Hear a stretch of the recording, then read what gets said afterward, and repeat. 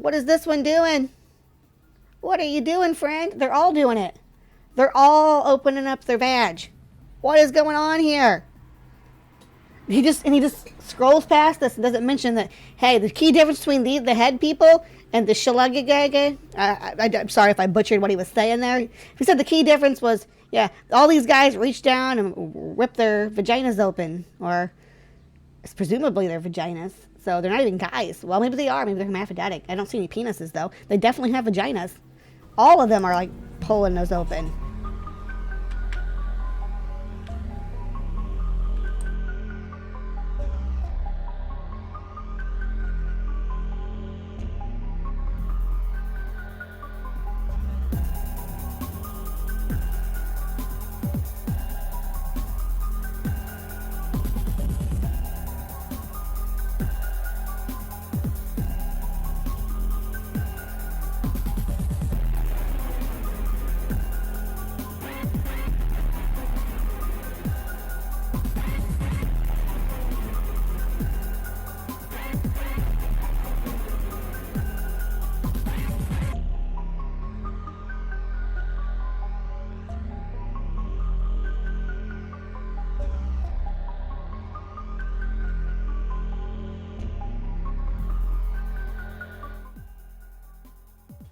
Hello, and welcome to Cryptic Corner, where we explore the unexplained, the supernatural, the paranormal and hidden, the mysterious, the alien, the accursed, and the forbidden. I love that. I wrote that for my intro now. I'm going to say it every time, so get into it. And today we will be exploring one of my all-time favorite kind of 14 phenomena that's kind of well researched, but mysterious nonetheless. And we think we have a pretty good idea what's going on here, but there's some things that we'll never know what's going on. You know, there's certain aspects of the phenomena that will never be explained. But I am stoked to explore this concept. Now, I have, let me see here. There is a video that I think I'm going to watch, but I do also want to make sure that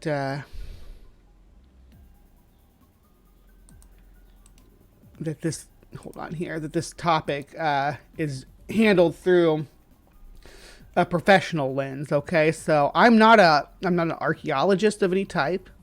So as I delve into this topic, I do want to have something on hand to refer back to. So there's a pretty good urban prehistorian, this is a historian's blog, where he explores this phenomenon. It's from 2014. This is shortly after one of the key figures in this passed away. They passed away in late 2012, I believe.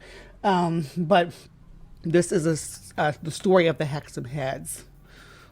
And it gets really weird. So we will visit poltergeist activity. We'll have strange creatures, from a were sheep to a werewolf. It's nocturnal visitations and bizarre, strange phenomena. We're gonna dig right into this. So I'm gonna start off with this blog here, okay? Get you guys kind of what we'll do is we'll read down through, and then we'll play some of the video, and we'll see. I'm trying to get a different format here, kind of bouncing back and forth, because I want to fact check what they're saying about this situation. All right, so mobile urban prehistory, the kind that you can't find, or that you can find in your garden, then display on your mantelpiece, has not featured much in my blog to date. Most urban prehistory has already been found and taken away, or is too big and awkward, and like standing stones, to act as an ornament in anything but the most splendid of houses. When innocent parties do stumble upon objects which may be of great antiquity, they usually take them to a local museum for identification, and then they become lost in the mist of time, storerooms and filed in bins. But one example stands out. Where did this happen? Over a few posts, I want to recount one of the most remarkable, controversial examples of urban prehistory that I can think of, the story of the Hexham Heads.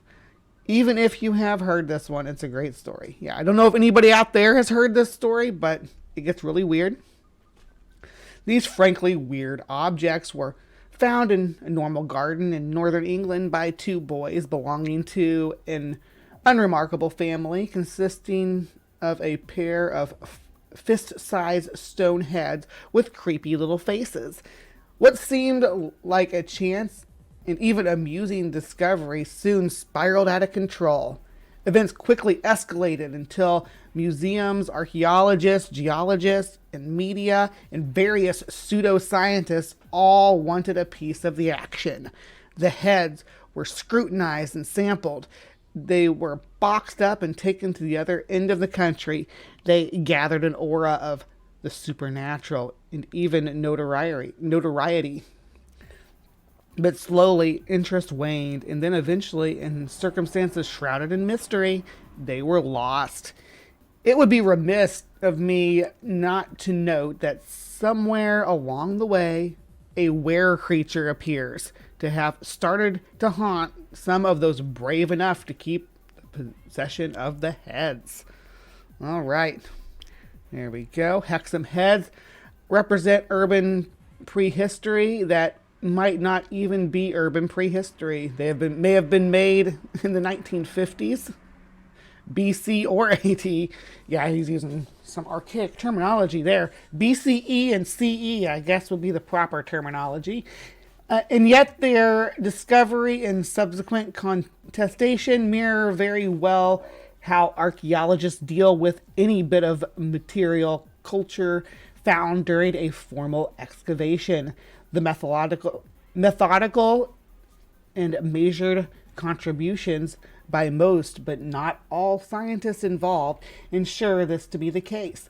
But what makes this an especially weird story is that it also draws on other tropes of archaeology, the cursed objects, dealing with things that we cannot comprehend, sinister stones, and arcane rites.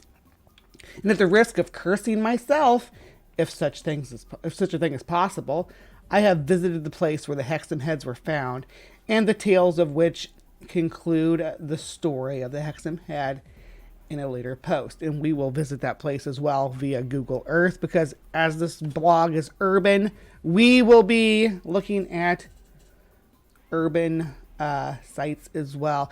Geo Sam found a good head to throw up. Thank you, Geo. That's exactly right. That's where we're going to be diving in. So let's move right on. We are going to pop over to this video here and give it a watch. Oh, in the back garden of a house in Hexham. Let's read mine. There we go. The discovery of two carved stone heads in the back garden of a house in Hexham, Northumberland, seemed normal enough at the time. That is, until the heads triggered a bizarre chain of paranormal events. This is the true story of the Hexham Heads. Now, those are not the Hexham Heads. Those are real Celtic heads. So this is like the real archaeological phenomena of this cult of the heads that this science. Well, we'll get into it. I'm getting ahead of myself. Get it? Getting ahead of myself.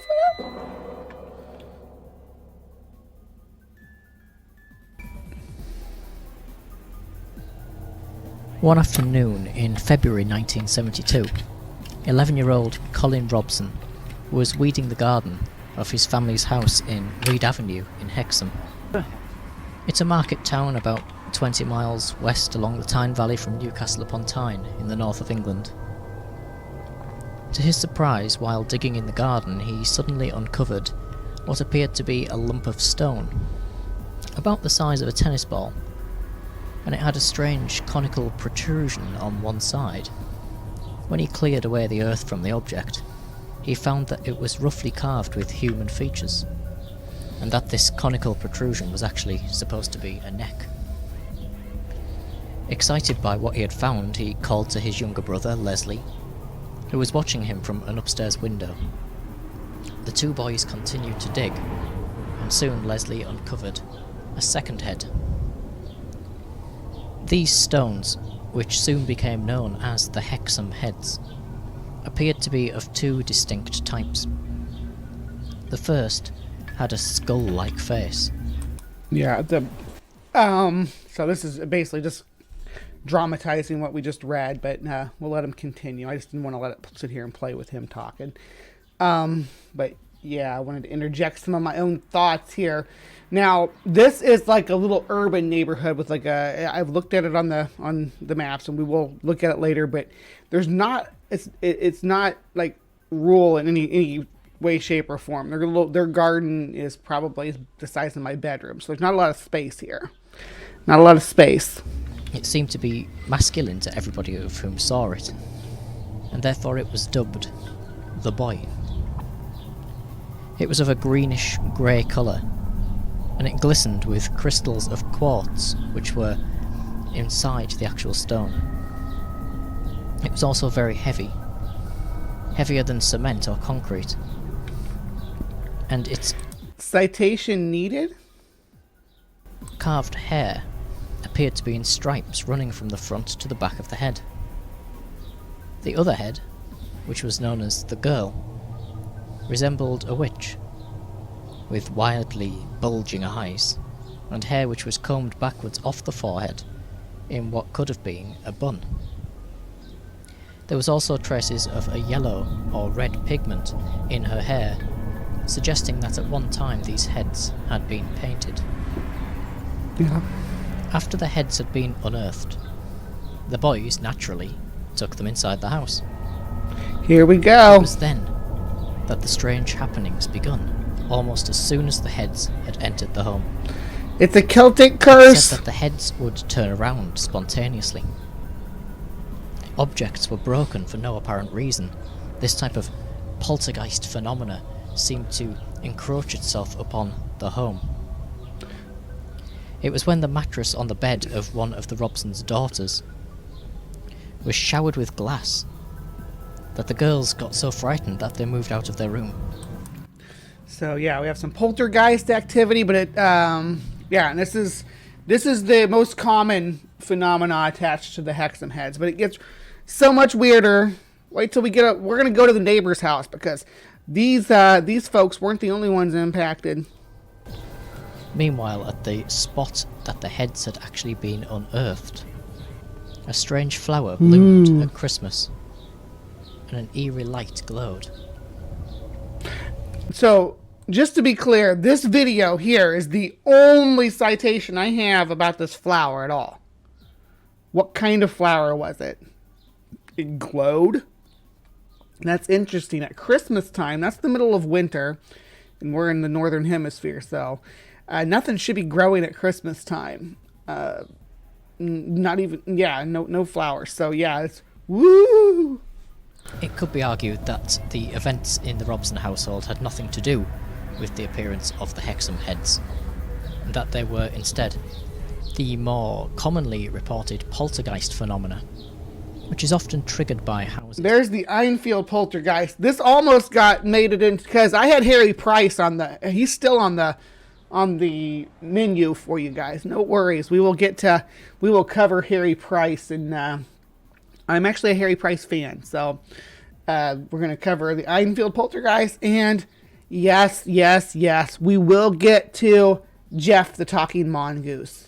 Jeff the Talking Mongoose will make an appearance in the Hive in the coming weeks, but it will be after the 100th episode thing, obviously, so which is going to be a big deal.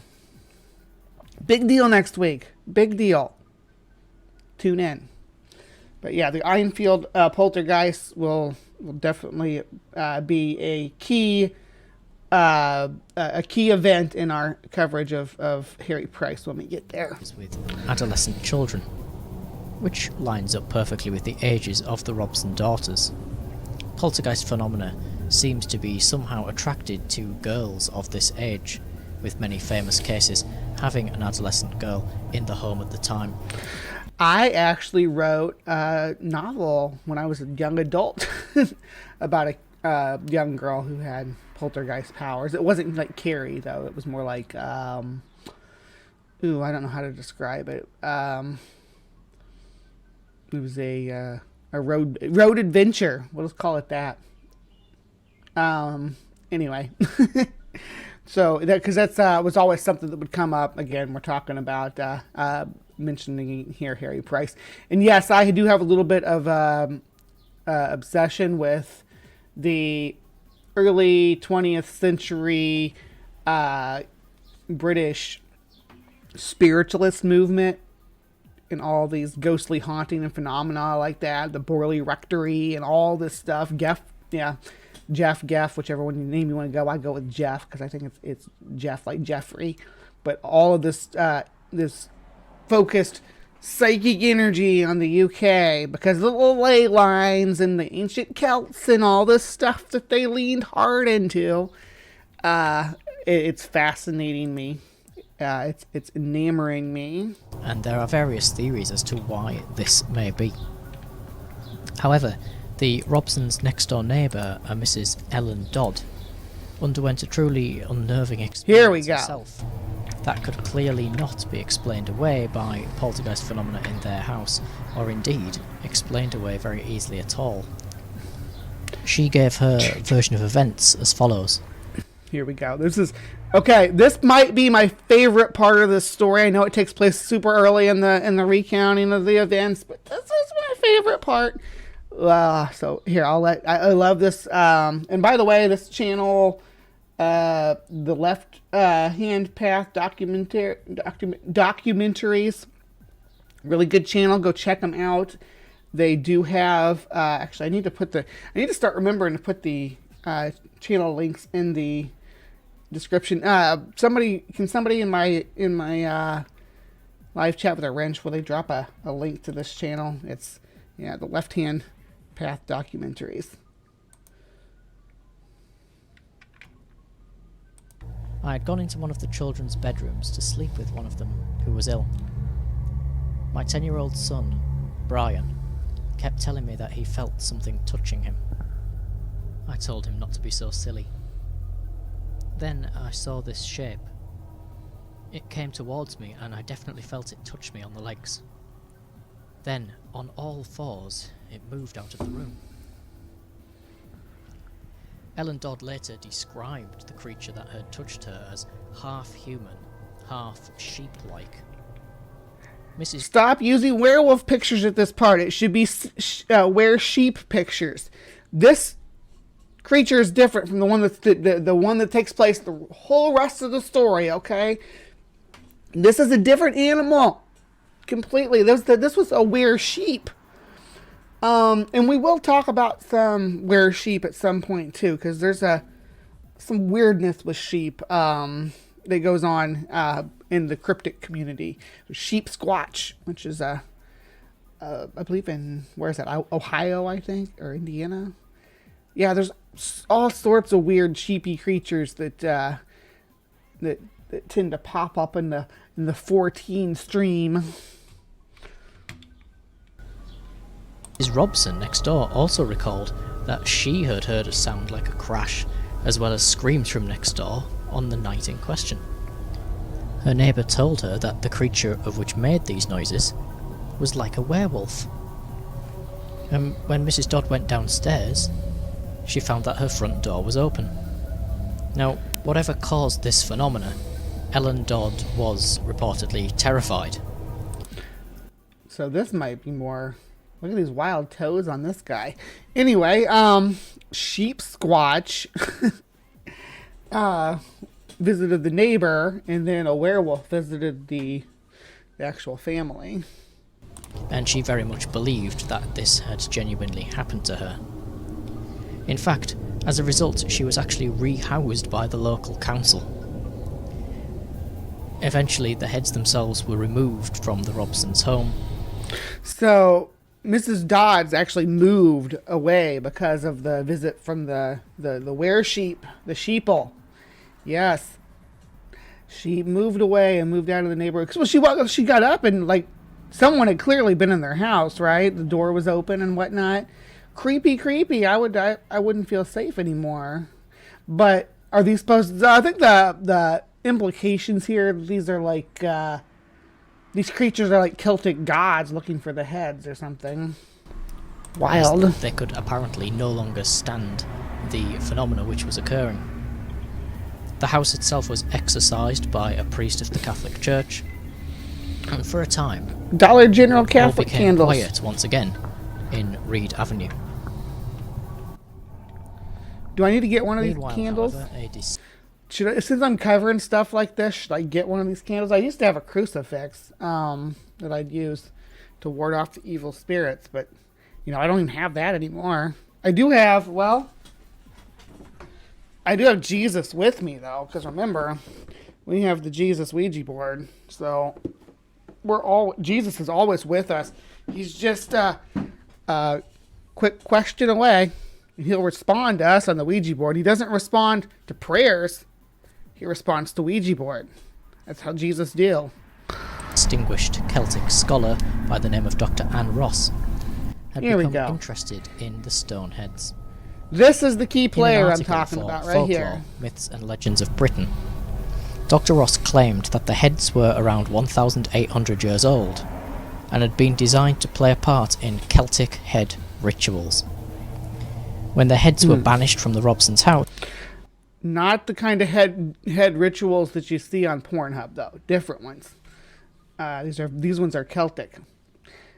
She wrote several books on like distinguished books, but she's the one I was mentioning that had passed away shortly after these all the articles and stuff. I think that her passing away triggered people to remember this, because she was like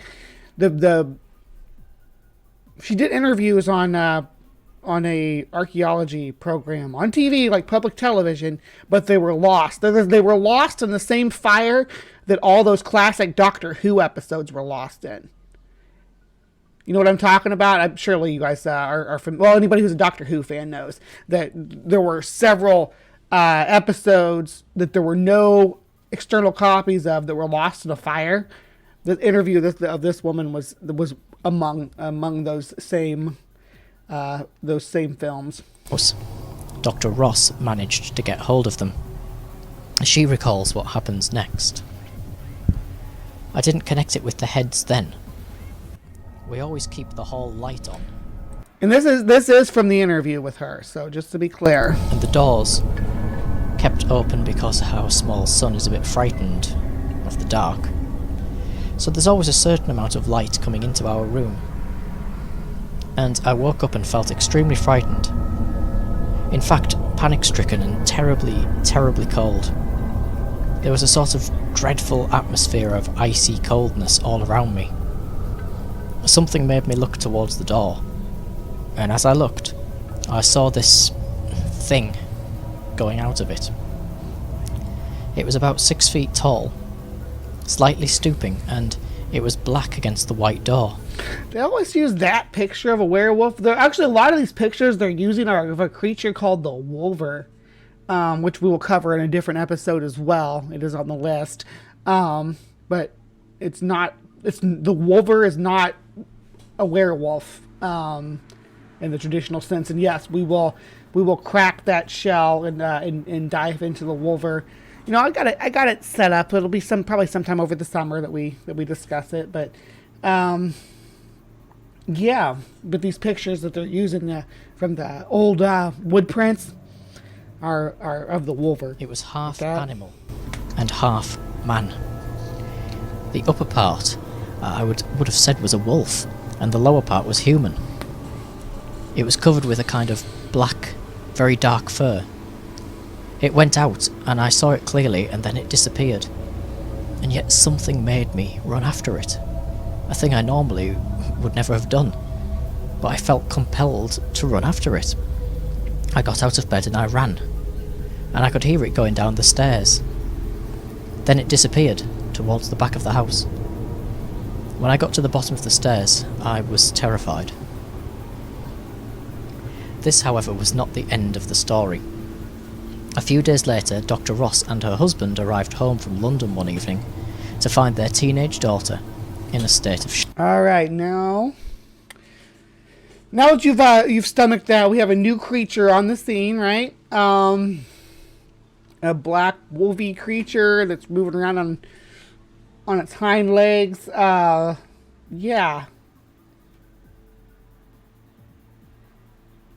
Medieval furries. Oh yeah, Big Bad Mama, absolutely. Use the way. Always happy to provide. Shock. Dr. Ross described her daughter's experiences as follows. She had opened the front door and a black thing which she described as near a werewolf jumped over the banister and landed with a kind of plop. It padded with heavy animal feet, and it rushed towards the back of the house, and she felt compelled to follow it. See, to me it sounds like that they may have had a home invader, and I don't know if the mother had told the daughter about her experience before, and that's why the daughter's mind went there. I can't say for sure anything about this. I don't know. Her daughter's probably still kicking, though. Wonder what she would say about this today. Disappeared in the music room, right at the end of the corridor. When she got there, it had gone. Suddenly, she was terrified. The day the heads were removed from the house, everybody, including my husband, said it was like a cloud had lifted. And since then, there hasn't been really a trace of any paranormal activity. Before the heads were removed, however, there were a number of other manifestations reported. Nothing like that, though. Including this unwelcome werewolf lodger. And during these frightening months, Dr. Ross insisted that this creature appeared to be very real. It wasn't something shadowy or glimpsed out of the corner of her eyes. It was noisy, it was solid, and everyone of whom came into the house commented on a definite presence of darkness or evil. So she's like an archaeologist, right? Now, she did believe in curses. Dr. Ian Ross did. She put this in one of her books, right? This isn't a published volume. She didn't put this part in there, though. She just described the heads and things. But when she went on her interview and talked about it, yeah, she claimed to have had all these experiences. Like stuff similar to the Dodds. I don't know if she had the Dodds experience explained to her. I'm sure she did. I think we dive into that just a little bit and when we get back into this blog, but I'll let this guy finish here. While he never observed it directly, Dr. Ross's husband, of whom was an archaeologist, was fully aware of this unwelcome guest in their home, although he was said to be not sensitive to this type of phenomena. In other words, it sounds like her husband thought it was silly. The phenomena, however, ceased after the heads were removed from the house, and yet again the home was exorcised. But this is not before Dr. Ross had actually disposed of her entire collection of Celtic heads, which was quite an extreme act for such a distinguished professor to do. Celtic heads are things which have been found all over England, Scotland and mainland Europe. Yeah, and this one's real. All these other ones that we're looking at are, like, as far as I know, they're all authentic, all very real, but we're going to find out some things about the little Hexham heads that may or may not be. Most of these primitively carved objects can be identified as dating from the pre-Roman Celtic period, but some of them are more mysterious in origin. The Celts of the Kingdom of Brigantia in northeast England were amongst those of whom revered the human head as both a charm against evil and as a fertility symbol. And they would set the severed heads of vanquished enemies over the doors of houses and barns. That's not unique to them, though. I mean, that's something a lot of people did back then. Putting head on a pike is a good way to tell your enemies that, hey, don't come over here. We're crazy. We will mess you up. That's the message they're giving, right? Not saying that, that, hey, we think that these heads will protect us. I think that the message is kind of different with real heads. As far as stone heads, though, Historians believe that it's an echo of this type of cult worship that lies at the head of later Celtic veneration of stone heads. I see what you did there. Lays at the head of. I get you, babe.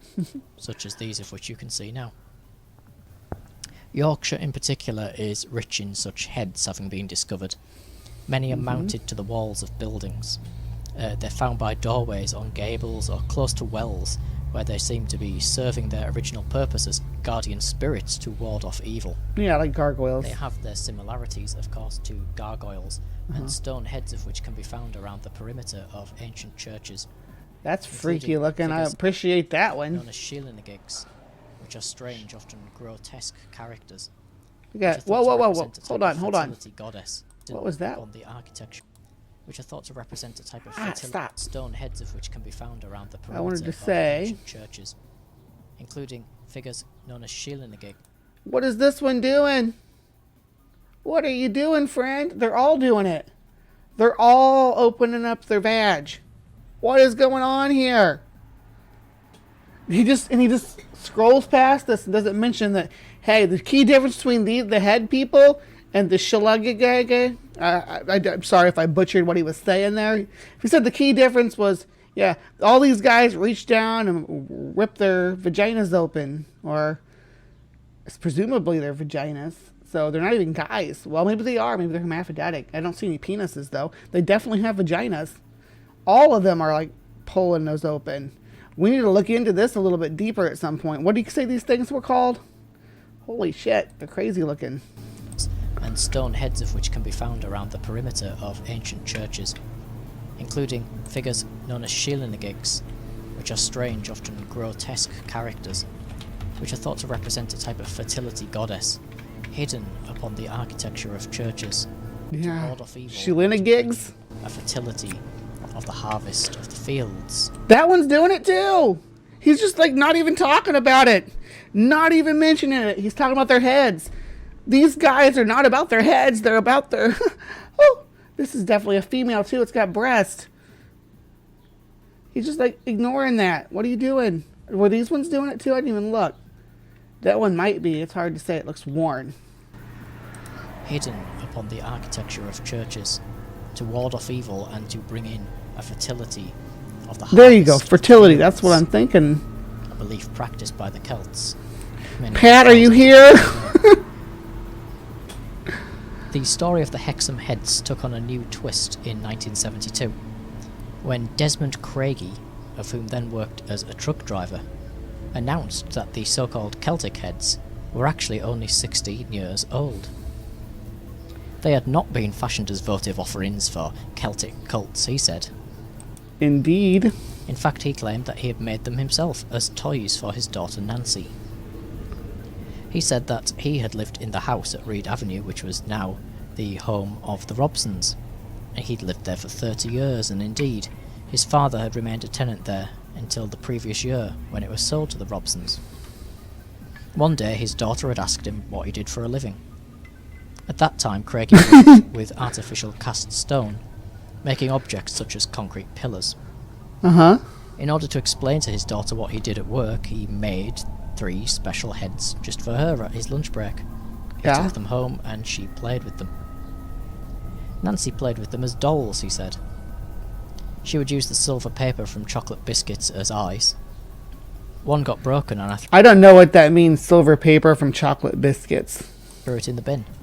The others just got kicked around and must have landed up where the lads found them. Embarrassed by the publicity that his own handiwork attracted, Desmond Craigie said that he was concerned merely to set the record straight.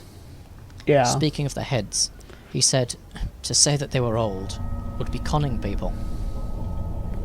But Why are you why are you summoning Mr. Delicioso here? I don't need that right now. I don't even have my cursed heads to ward him off.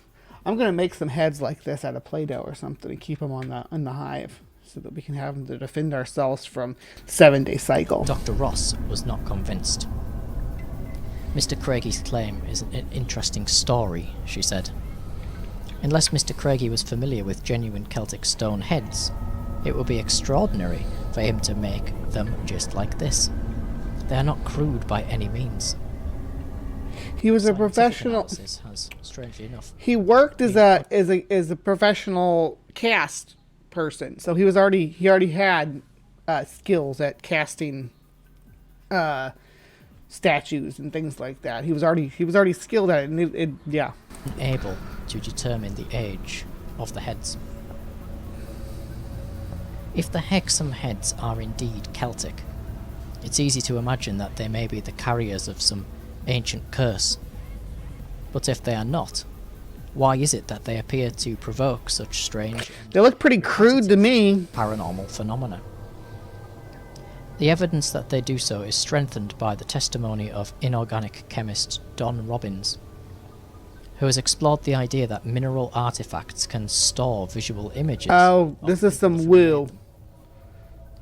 He also suggested that Okay, here we places go. and objects can store information that causes specific phenomena. And he wrote a book with, Don Robbins wrote a book with Ian Ross, right? They wrote a book about this together, about stones holding memories, and that's how Celtic curses work and things like that. Yeah. Occur. An idea similar to the stone tape or cinema of time. The idea that surroundings of which an event take place create within them an imprint, a memory of which can be played back when certain things happen, such as certain weather conditions, certain times of the day or year, or even that a certain person of whom is sensitive to such recordings gives them life and they play back. He stated... Yeah, so Rick, yes, there's one more head. There's another head involved in this. But now we're getting into memory and stone and hello, oxen. That certain minerals have a natural capacity to store such information in the form of electrical energy encoded in the lattice structure of their crystals. Summing up his theory, Dr. Robbins stated, "The structure of a mineral can be seen as a fluctuating energy network with infinite possibilities of storage and transformation." Is his explanation for megaliths and for I think this all ties into the ley lines like we talked about before. So information. These new dimensions in physical structure may well point the way, eventually, to understandings of that looks like a sad book coded in stone. Like his mustache. Robbins was interested too in the reports of His eyes are sounds kind of freaky, which had accompanied the phenomena, and had been induced by the mere presence of the heads. And he drew a tentative parallel with a creature from Norse mythology called the Wolva. Ah, Powerful here and we go. dangerous, but well disposed towards mankind in less provoked being. There are several reports of sightings of this creature in the Shetlands, and these sightings... We will cover the as Wolver at recently some as point. A few years ago. Dr. Robbins' interest in the heads prompted him to agree to take charge of them himself. As he put them in his car in order to take them home, however, and turned on the ignition, all the dashboard electrics suddenly went dead. Yeah. He turned to look at the heads, telling them firmly to stop it. And then, it is said, the car started. No one could have been more surprised than he was at this event. Back at home, Dr. Robbins in his turn began to find the presence of the heads strange and disquieting. Curiously, they seemed in some way we'll see this in constantly just a to be watching second. him.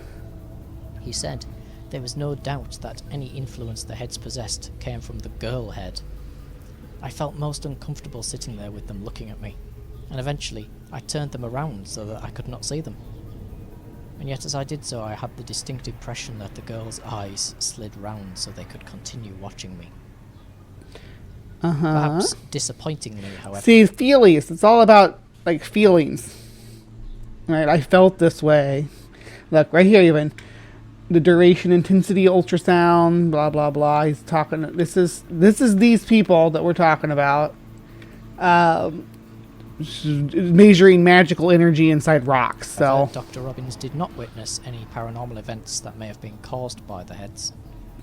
There were, however, some strange moments. One day, leaving the house, he spoke to the heads. "Let's see something when I get back," he said. Moments later, he re-entered the house to collect a book he had forgotten. Outside it was fresh and blustery weather, but in his study the atmosphere seemed almost electric with a stifling, breathless quality.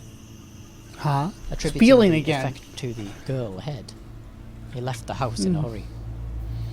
He found nothing had happened on his return home. Feelings, nothing but The present whereabouts feelings. of the Hexham heads is unknown. Oh, There also remains the mystery of their age, and why It's they not a produced mystery. such strange and startling phenomena. the guy who made him came forward. Above all else, despite what one may believe about the truthfulness of these stories, the Hexham heads pose many interesting questions to us. They could be taken Yeah. as evidence of the stone tape. That something in the quartz that glinted inside of the heads was indeed Yes, able the to capture something magic. of a memory, a feeling. They could be magic, which that's true. manifested Always the momentarily chance that they're in magical. front of those of whom had their heads in their possession. It is unknown if the Hexham heads will ever be found, or indeed if they have been destroyed. Alright, because, If the heads were found again, would you be willing to take them into your possession yes. to see if you too could catch a glimpse of the wolf-like entity which seems to be attached to them? Well, the sheep-like entity is more who I'm interested in. Hold on here, though, because we are going to... Chapter 2 is what we're going to talk about real quick, and this is going to run long, but that's alright. Alright, so he just recounts the tale that we've heard here. Here's the images from Anne's book about the heads. In 1971, 2 small stone heads were discovered in a garden in Hexham. The heads have different hairstyles. The necks would appear to have acted as tin-ons, which means that they socketed into something loosely. They were petrologically analyzed in the University of Southampton, and the result of the examination are contained in the appendix. So yeah, the result of that was that they were carved from local stone, right? And so let's explore that, because there was a second analysis done by Roger Mickett. Yeah, and then we also have... I'm trying to find my place.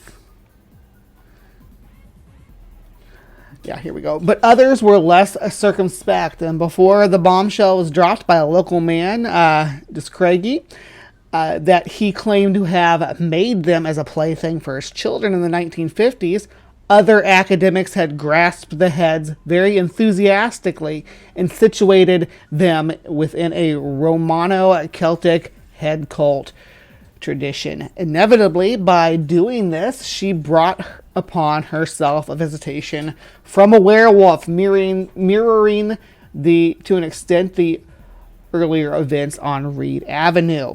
All right. This academic was the recently deceased Dr. Ann Ross, a well-known Celtic scholar whose interests straddled the world of archaeology, history, art history, with a bit of dabbling in folklore and Celtic mysticism thrown in. Her best known and quite well respected publications hint at her proclivities. The Pagan Celts and Pagan Celts of Britain have both run to multiple editions, and it would be fair to say that Anne Ross has a somewhat ambiguous reputation among early medieval archaeologists. A nice person, but with some strange side interest. She became involved in the Hexham Head saga when she was passed a photo and drawing of the heads by Roger Mickett. She visited Newcastle to give a lecture, and Paul Screeton had suggested she courted publicity for her rather boring sounding lecture by informing the media she would be looking at the heads and speaking to Miss Dodds, the neighbor of the boys who found the heads in 1972, about her were sheep experience. The heads and the weird stuff that accompanied their discovery was of great interest to Ross, as she came to believe that they were Celtic objects, perhaps cursed, and that the garden in number 3 Reed Avenue, where they were found, was once a Celtic shrine. She even contemplated excavating the garden, although she never got around to it. It was not surprising that Anne Ross showed an interest in these strange little objects. She had long had research interest in the cult of the heads across Celtic Europe, writing in 1967 that human heads were regarded by the Celts as being symbolic of divinity and otherworldly power, and that's in Pagan Celtic Britain, page 61. And there is precedent for Celtic heads to be found in back gardens. And undated newspaper clipping from the Daily Telegraph that I found contained a copy of Pagan Celtic Britain held within the Leslie Alcock Library, University of Glasgow, discussed a concentration of carved stone heads that had been found in Yorkshire. The Telegraph archaeologist correspondent F.W. Perfect noted that their existence became known to several people who had dug up heads in gardens, and allotments brought them to a museum in Bradford. These were crude, almost caricatures of human faces, some grotesque, and Anne Ross thought it possible some Celtic in part because of the heavy mustache. Yeah. And so she quickly published the heads in the 5th series, volume 1, 1973, of the journal Archaeologia Aliena, as part of an article entitled Some New Thoughts on Old Heads. The article rounds up various recently discovered stone heads from Hadrian's Wall vicinity, all of which lay claim to being Romano-British. The heads were illustrated, which we saw above, and described as 2 small stone heads from Hexham. It is a rather strange account, she notes. Their archaic appearance, which amounts to nothing in terms of dating evidence, and suggests their find spot would be in accordance with an early date. They were found in a back garden. The article includes as footnote the results of visual and petrological analysis of the wee heads undertaken by Professor Frank Hodson at Southampton University. He identified the material of the heads is made from sandstone with a hint of lime coating and some applied color pigment. It is quite remarkable that 2 such disputed and strange objects appear in an academic journal, but there was some science to back it up, albeit superficial and not related to dating.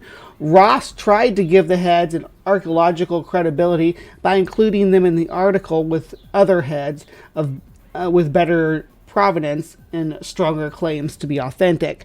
The format of the publication adds to the impression the heads were drawn to correct conventions and standards. Petrological analysis had been applied and they were placed into a historical context of sorts. Difficulties in dating and lack of context were acknowledged,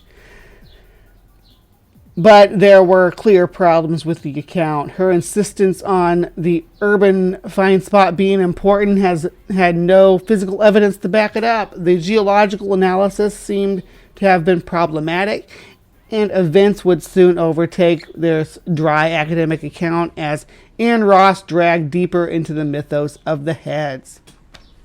On a rather bizarre platform on BBC TV, early evening news magazine Nationwide, Ann Ross made some amazing claims about the Hexham heads that were not fit for academic publication. She recounted that her home in Southampton was being haunted by a huge werewolf that seemed to have followed the heads all the way from northeast of England. The heads had been brought south with Ross for analysis at her own institution in Southampton University, and she had taken them home. Big mistake.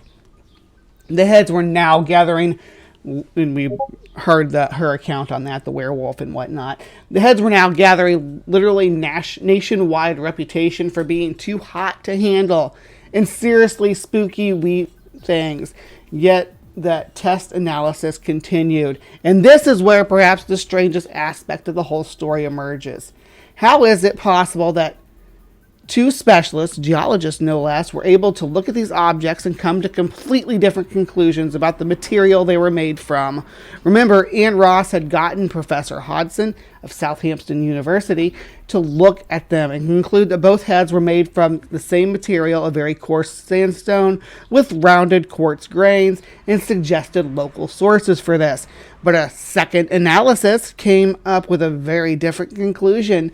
Under Dr. Douglas Robson of Newcastle University, his report is reproduced below and published in Screeton's book.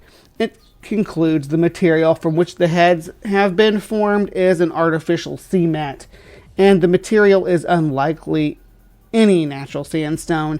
The former and earlier analysis seems to have been based on microscope work and limited visual analysis, while the latter appears to have been based on an invasive removal of samples for analysis. And then we got the report there.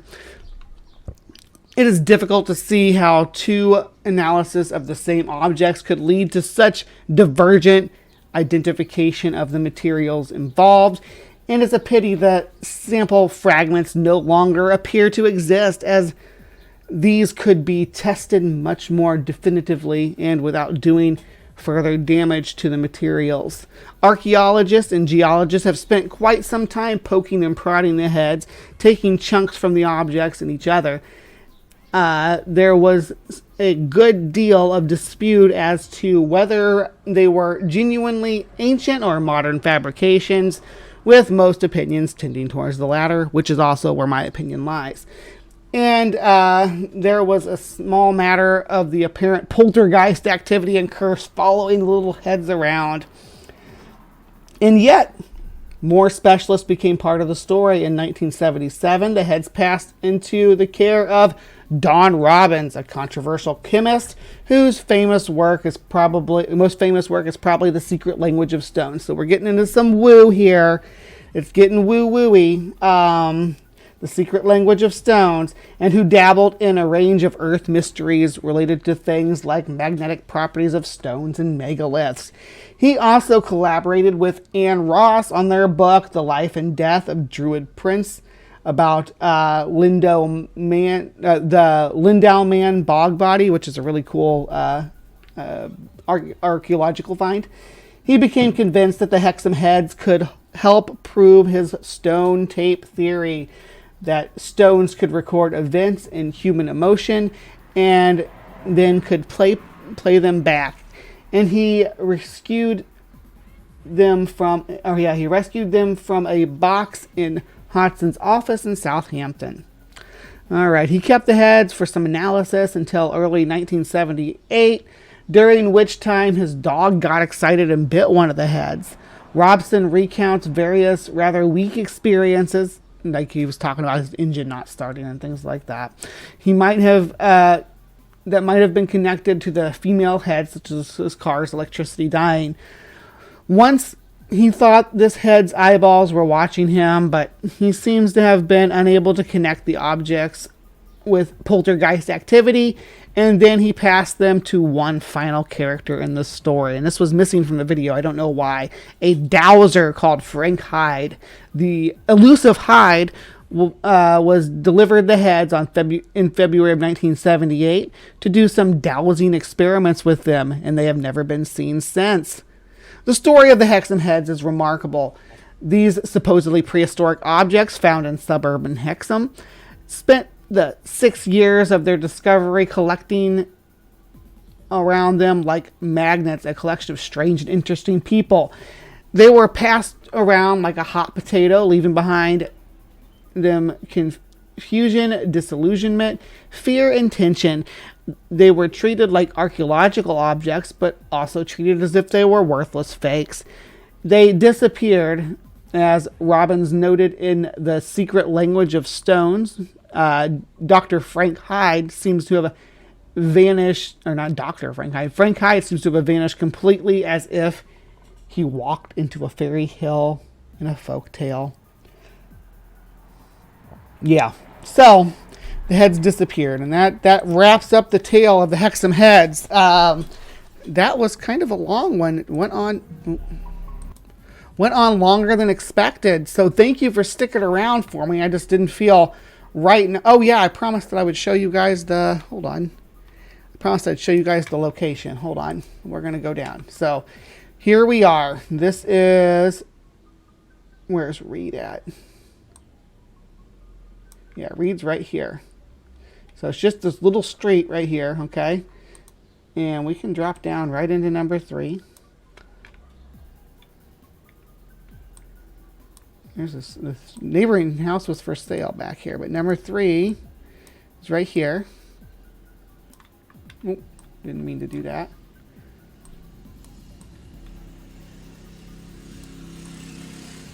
And yeah, so there's not much gardens to these properties. And we can go around to the back of the property and kind of try to see if we can see in between there, but